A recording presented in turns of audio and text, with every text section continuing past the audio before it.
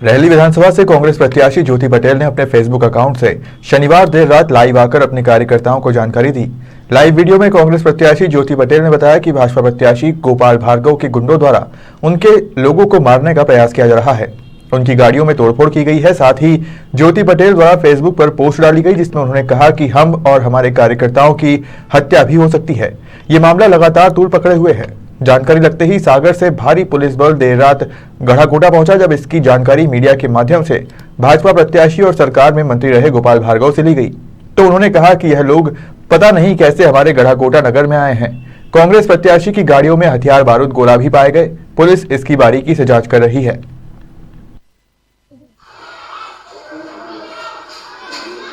भाइयों, हम यहाँ पर गढ़ाकोटा में खड़े हैं और गढ़ाकोटा में ये पूरे के पूरे जो गोपाल भार्गव के गुंडा है यहाँ पर हम सबको मारने के लिए आए। ये गोलियां चला रहे हैं, लट्ठे चला रहे हैं, हम लोगों को गालियां दे रहे हैं और मारने का प्रयास कर रहे हैं, घर में घुसने का प्रयास कर रहे हैं। मैं पूरे क्षेत्र के लोगों से कहना चाहती हूँ मैंने आप सबकी लड़ाई लड़ी है और अब आपको देखना है कि आपको क्या करना है।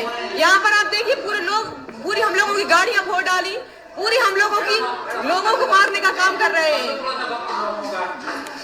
यहाँ पर पुलिस वाले भी खड़े हो, पुलिस वाले ना तो सुन रहे हैं, ना कलेक्टर सुन रहे हैं, ना एसपी सुन रहे हैं। यहाँ पर हम लोगों को मारने का काम किया जा रहा है। थोड़ी देर में हो सकता है कि हमारी मौत हो जाए। यहाँ पर मैं कहना चाहती और संभावना ये भी है कि एक राष्ट्रीय पार्टी के होने के बावजूद भी ये जो सामने कांग्रेस पार्टी के उम्मीदवार खड़े हैं इनकी जमानत भी जब्त हो सकती है। तो अपने कमजोरी को छिपाने के लिए, अपनी हार को छिपाने के लिए या हार के कुछ भी कारण बताने के लिए कि अरे साहब क्या करें, ऐसा हो गया वैसा हो गया, कुल मिला के ये आशंका, भय, इसको हम क्या कह रहे हैं, इसकी परिणति है जो ये सब नौटंकियां हो रही हैं, जानबूझ के हो रही हैं, इन्हीं के लोगों के द्वारा हो रही हैं। अब मुझे ये समझ में नहीं आ रहा है कि ये महिला जो खड़ी हुई है कांग्रेस पार्टी से, ये महिला गढ़ाकोटा के हमारे जो मोहल्ले हैं, लालपुरा कहलाता है, इसमें आके क्या कर रही थी।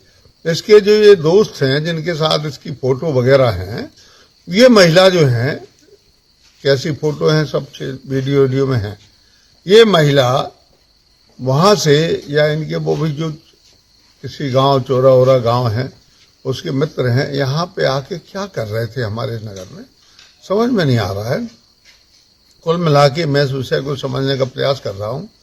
जानकारी ये भी मिली है कि इन लोगों की जो गाड़ियां आई वो आई हत्या करने के उद्देश्य के, किसी व्यक्ति की हत्या करनी थी।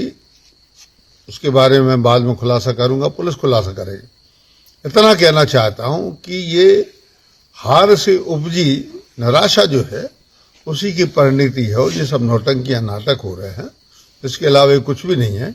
अन्यथा कैंडिडेट जो रहता है वो अपनी दूसरे दिन, मतदान के दिन रात को, दूसरे दिन सुबह अपने घर पर बैठकर, अपने कार्यालय में बैठकर रिपोर्टिंग लेता है कितनी मतदान हुआ, क्या हुआ, क्या नहीं हुआ। यहाँ पे आके और इस प्रकार से मैं मान के चल रहा हूं कि हथियार बंद होके गाड़ियों को लाव लश्कर लेके आना और बस्ती के लोगों को आतंकित करना, तो अब ये तो गढ़ाकोटा है। अब ऐसी बात तो है नहीं कि कोई आदमी ऐसी बात सहन करे। तो मुझे जानकारी मिली, मैं तो अभी घर पे ही था, अभी बाहर निकला हूँ रात को, तो मुझे जानकारी मिली कि इनकी गाड़ियों में हथियार, असला, गोला बारूद, तमाम प्रकार के पिस्टलें और उसके कारतूस, ये सभी जब्त हुए हैं। मेरे पास में उसका रिकॉर्डिंग भी आई है। तो ये तो ऐसा नहीं है कि हमारे गांव के किसी भी व्यक्ति की हत्या करके और ये हत्याकांड करके तो चले जाएं डरा के कि अगली बार चुनाव में कोई खड़ा नहीं हो इन गुंडों के सामने। तो ये तो मैं मान के चलता हूं कि ये एक बात और है मुझे दिमाग में आ रही है, हो सकता है ये मेरी हत्या की कोशिश कर रहे हो, क्योंकि यदि मेरी हत्या हो जाएगी तो उपचुनाव हो जाएगा और इनकी विजय प्राप्त हो जाएगी। ये भी एक बार संभावना 1%। तो मैं कहना चाहता हूं कि पुलिस इस बात की बारीकी से तस्दीक करे कि यहाँ किस उद्देश्य से, किस कारण से लाव लश्कर के साथ हथियार लेके इस गढ़ाकोटा नगर में आए थे, तो मैं जानना चाहता हूं, इसके बाद ही बाकी बातें करेंगे।